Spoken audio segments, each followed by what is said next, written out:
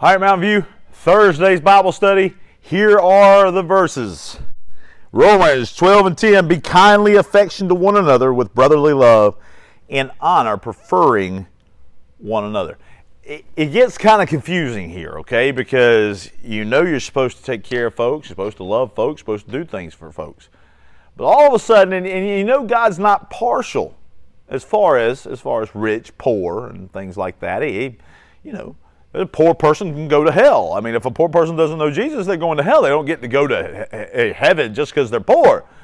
But he certainly doesn't. He doesn't have any difference in his no preference in poor or rich or young or old or anything. Any of those things like that are not problem for him, because he can use anybody of any age, or he can use anybody at any time in their life. He can do any of those things. No preferences for God.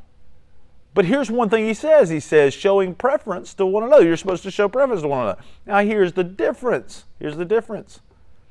If you have an opportunity to serve somebody in the Christian faith, you ought to do it.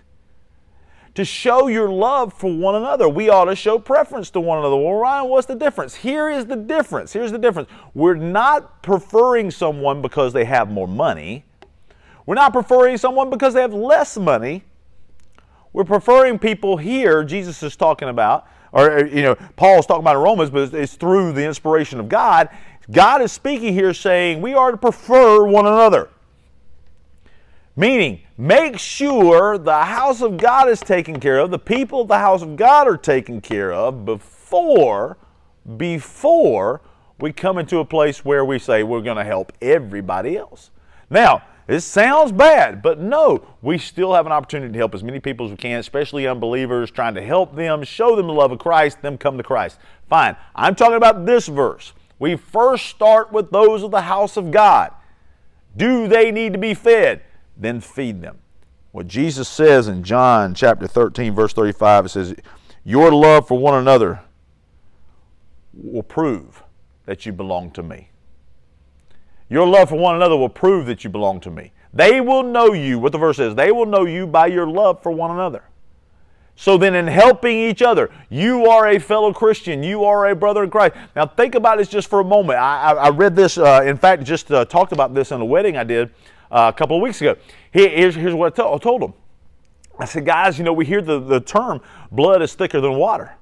Blood is thicker than water, and we think that means that, hey, my family connection here is more important than this married connection or this friendship over here. But what I heard a rabbi say one time is he said this: the blood of the covenant draws me closer than the water womb I shared with my brother or my sister.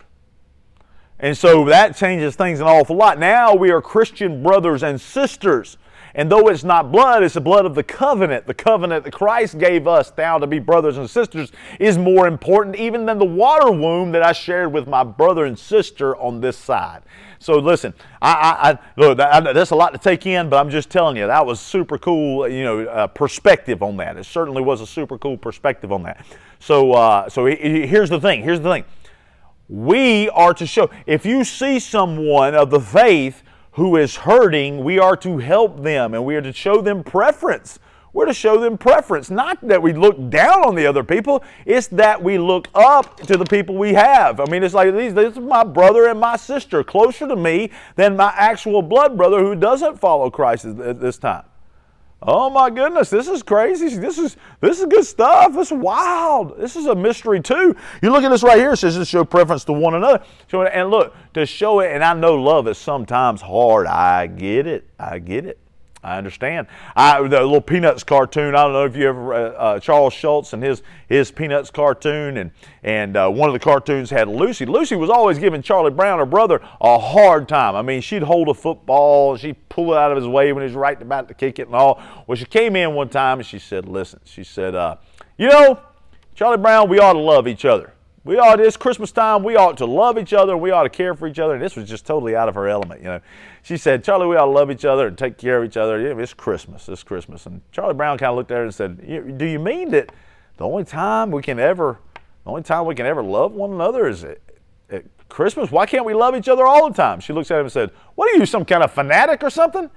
So, I mean, that's how some people think. It's like, man, there's certain times or your birthday, Christmas, all that kind of stuff, we're gonna like each other. But other than that, as Christians, we're just going to argue and fuss and fight and all those things like that. No. It's not about being a fanatic. We ought to love each other all the time. Yeah, disagreements may happen, but we got to love each other all the time. All the time. And here it is. It says, be kindly affectionate to one another. That means show affection to each other in the sense that you say, my goodness, I feel what you're feeling. I smell what you're cooking. I get it. I've been there myself. I want to love you through this. Showing preference to one another. If you are a fellow believer, I ought to show preference to you first and then go out and try to find those who can help outside of the faith. I know that seems crazy, but it is the absolute truth. It's the way it is. It's the way it is. We show preference to one another. They are people of the faith. They are people who believe like you believe, and they need to be helped along the way to know that there are other believers who feel their pain and who can help them, who can love them. Showing preference to one another. Oh, you're a fellow believer. I get so excited when I'm around one, and I can tell. I can just about tell every time. Sometimes I'll get fooled by somebody that I think is a Christian, and I don't mean by their professing. I mean, I'll just meet them out of the blue.